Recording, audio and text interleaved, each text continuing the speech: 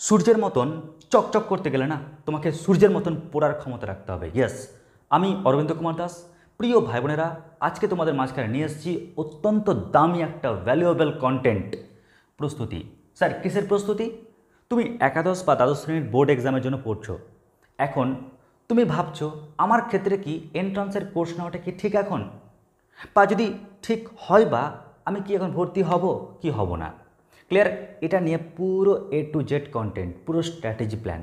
তবে এক্ষেত্রে বলে রাখি, মনটা উড়ুর হতে পারে কিন্তু বুকটা দুরু দুরু করবে না। কেন? কারণ এখনই ক্লাসটা দেখার পর তোমাদের মনে এক্সাইটেড ভাব জাগবে, আর একটাই জিনিস মাথায় আসবে, স্যার আমি আমার প্রশ্নের উত্তর পেয়ে গেছি। তাই আমি এই পুরো তত্ত্বটাকে বোঝানোর জন্য আমি 3টে পার্টে ভেঙে নিয়েছি, তাই তোমাদের পুরো থিওরি, পুরো টপিকটা বুঝতে সুবিধা হয়। নাম্বার 1 কি? মনোভাব। অর্থাৎ তুমি ফিল করছো, স্যার আমি তো বোর্ড এক্সামের জন্য পড়ছি, আমি কি অলরেডি কোর্সটা শুরু করব? আরে পাগলা, কি কোর্স স্টার্ট করে ভাবছে? কোর্স অলরেডি স্টার্ট করেই দিয়েছে তুমি এন্ট্রান্সের, কিন্তু কিভাবে? ওই মনোভাবটা বোঝাবো। নাম্বার 2, পৃথক। অর্থাৎ বোর্ড এক্সাম আর এন্ট্রান্স এক্সাম, এই দুটোর মধ্যে কি পার্থক্য রয়েছে? যদি পার্থক্যটাকে বুঝতে পেরে নাও, তাহলে আমি ওই পার্থক্যটাকে সংযোজন করে দেবো, তাহলে আমরা এন্ট্রান্সের জন্য প্রস্তুতি স্টার্ট করতে পারবো। আর লাস্ট হচ্ছে সেন্স। অর্থাৎ যারা এন্ট্রান্সের জন্য খাটে তাদের ব্রেনের রোড ম্যাপটা কেমন হয় স্যার? তারা কী এমন থট ভাবে যে ওরা এক্সট্রা অর্ডিনারি হয়ে বেরিয়ে যায় এবং কোর্সের দিকে আকৃষ্ট হয়ে চলে যায়? স্যার প্লিজ এই রোড ম্যাপটা আমাকে দিন। তো এই 3টে থট নিয়ে আলোচনা করব। তো প্রথমেই আলোচনা করব এই মনোভাব নিয়ে। দেখো, অনেক স্টুডেন্টস বলতে 99% স্টুডেন্ট যখনই পা রাখে 11-এ, তখনই না ওদের মনটা উড়ু উড়ু আর বুকটা দুরু দুরু স্টার্ট হয়ে যায়, স্যার এবার কি আমরা এন্ট্রান্সের কোর্স নেব? তো তাদেরকে বলতে চাই, তোমরা অলরেডি এন্ট্রান্সের কোর্স স্টার্ট করেই দিয়েছো বোর্ড এক্সামে পড়ার সাথে সাথেই। কেন স্যার? এটা কেন বলছেন? সিলেবাস একই বলে? আরে সিলেবাস একই বলে নয়, সিলেবাস একই বলে নয়। কী কারণে? দেখো, তোমরা অফলাইন বা অনলাইন যেখানে টিউশন পড়ো না কেন, দেখবে সমস্ত স্যার প্রায় 99% ক্ষেত্রে দেখা গেছে দুটো রাইটারের বই ফলো করে।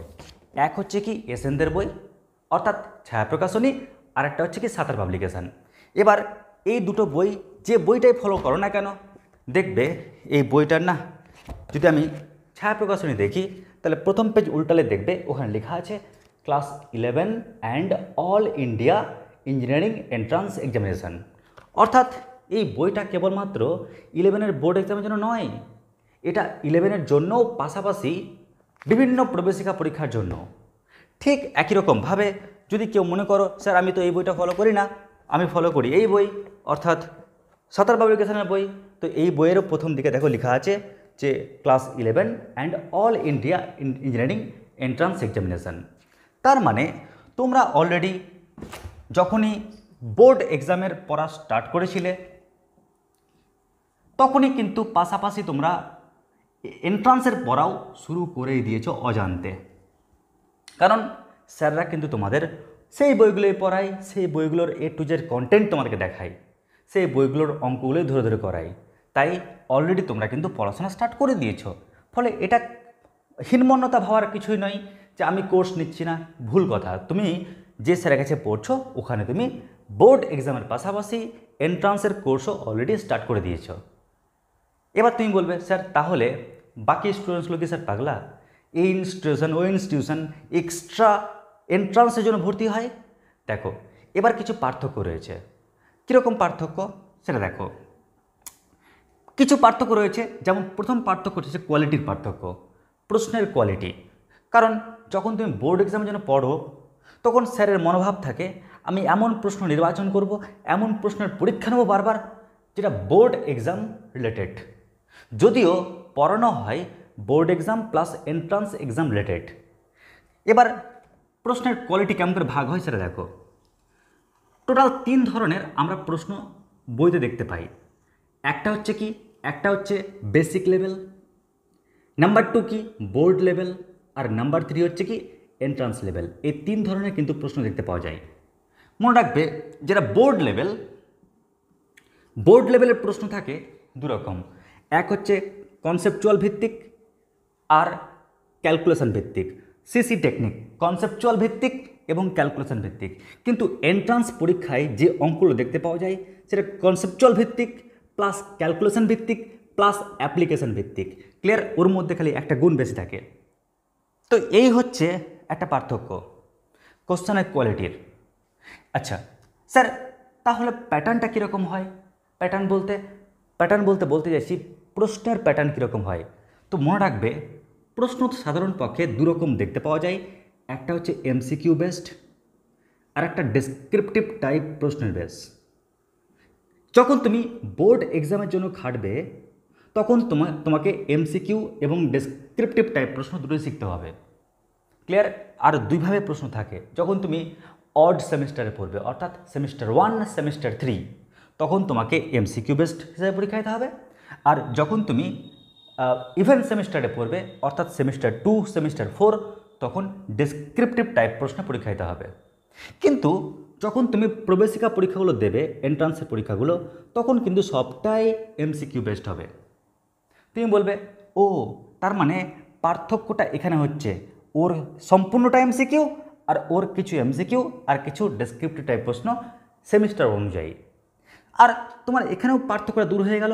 স্যার কোয়ালিটি, অর্থাৎ বোর্ড এক্সামের ক্ষেত্রে আমাকে যে অঙ্কগুলো দেয় জাস্ট কনসেপচুয়াল এবং ক্যালকুলেশন, কিন্তু এন্ট্রান্স পরীক্ষায় যে অঙ্কগুলো দেয় সেটা কনসেপচুয়াল, ক্যালকুলেশন এবং অ্যাপ্লিকেশন বেসড।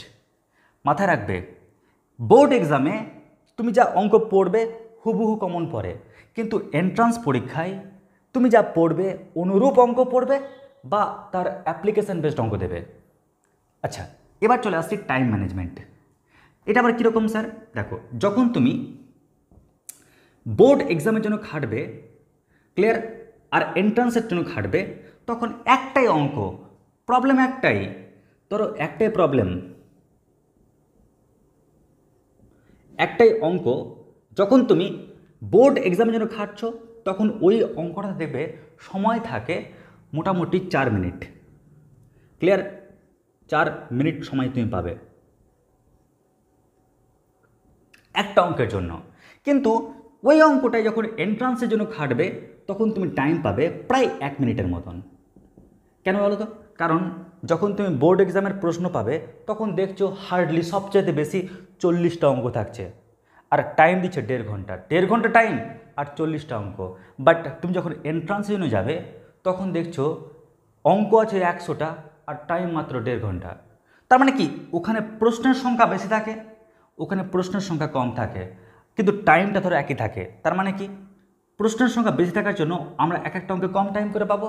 ওই জন্য বললাম যে অঙ্ক একই রকম থাকবে, বাট ওই অঙ্কটা যখন এখানে করবে তখন 4 মিনিট টাইম পাবে, যখন ওখানে করবে তখন 1 মিনিট টাইম পাবে। এটাই পার্থক্য। আর এর জন্য আমার প্রয়োজন কি জানো? টাইম ম্যানেজমেন্টটাকে হাতিয়ার করা।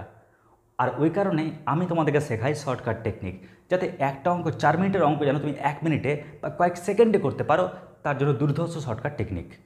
এবার চলে আসছি সেন্স, কমন সেন্স। মনে হতে পারে স্যার একটু বলে দিন না কোন ধরনের স্টুডেন্টের জন্য এই যে এন্ট্রান্সের কোর্সগুলো খুব প্রয়োজনীয় বা ওরা ফিল করতে পারে বা নিতে পারে। দেখো, দেখবে, ধরে নাও এটা তুমি একটা স্টুডেন্ট। কেমন? এটা একটা স্টুডেন্ট। এবার এই স্টুডেন্টের মধ্যে যে গুণটা থাকতে হবে সেটা হচ্ছে যখনই ও কোনো একটা কন্টেন্টের দিকে তাকাবে তখন তার মধ্যে দেখতে হবে যে দুরকম থিঙ্কিং ক্রিয়েট হচ্ছে কিনা। একটা কি, একটা হচ্ছে মাইক্রো থিঙ্কিং আর একটা ম্যাক্রো থিঙ্কিং। কেমন? ম্যাক্রো থিঙ্কিং এবং মাইক্রো থিঙ্কিং। স্যার কীরকম? ধরো তুমি যখনই চোখ দিয়ে কোনো একটা প্রবলেম দেখলে, ম্যাথামেটিক্যাল প্রবলেম, ভেবে নেবে তুমি একজন সিআইডি, আর ম্যাথামেটিক্যাল প্রবলেমটা হচ্ছে একটা ক্রিমিনাল একটা ক্রাইম করেছে, তোমাকে সেটা প্রুভ করতে হবে। এবার তুমি করছো কি, তোমাকে দু ধরনের থিঙ্কিং লাগছে।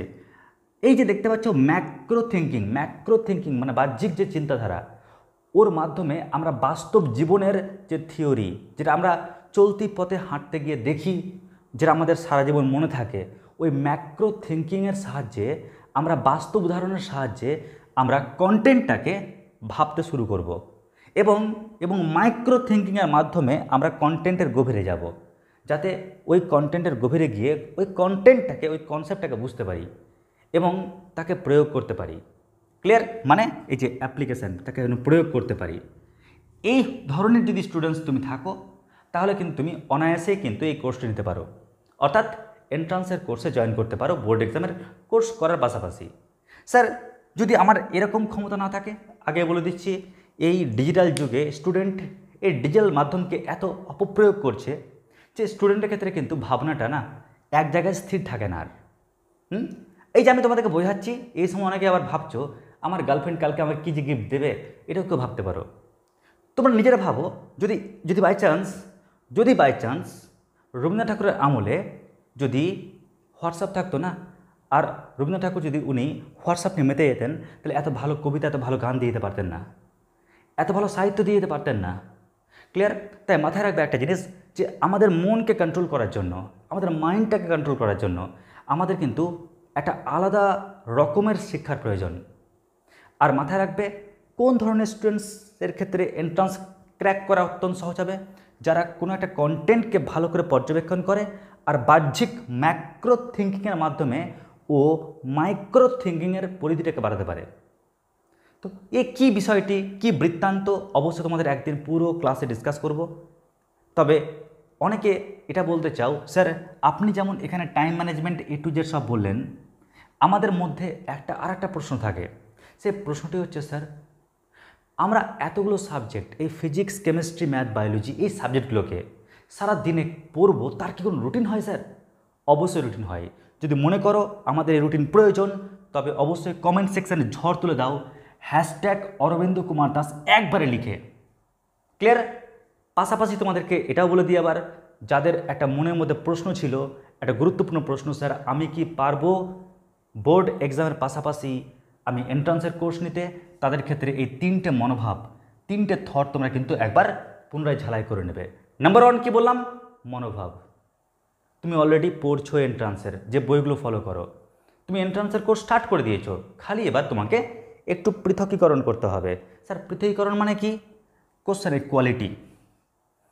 বোর্ড এক্সামের জন্য ক্রিয়েটিভ প্রশ্ন আর ক্যালকুলেশন বেসড, এন্ট্রান্সের জন্য ক্রিয়েটিভ প্রশ্ন, ক্যালকুলেশন বেসড আর অ্যাপ্লিকেশন বেসড। ওখানেও MCQ, এখানেও MCQ, বাট এর ক্ষেত্রে সময়টা তুমি বেশি পাবে, ওর ক্ষেত্রে সময়টা কম পাবে। সময় কম পাবে বলেই তোমাকে শর্টকাট নিয়ম শিখতে হবে, আর তোমাকে ম্যাক্রো থিঙ্কিং আনার এবং মাইক্রো থিঙ্কিংয়ে পৌঁছানোর একটা রাস্তা তৈরি করতে হবে। যদি পেরে নাও, গেম ওভার। আশা করছি বুঝতে পেরেছ। যদি তবুও কোনো প্রশ্ন থাকে অবশ্যই কমেন্টসে লিখে পাঠাবে। আজকের মতো এটুকুটাই। নমস্কার, ধন্যবাদ।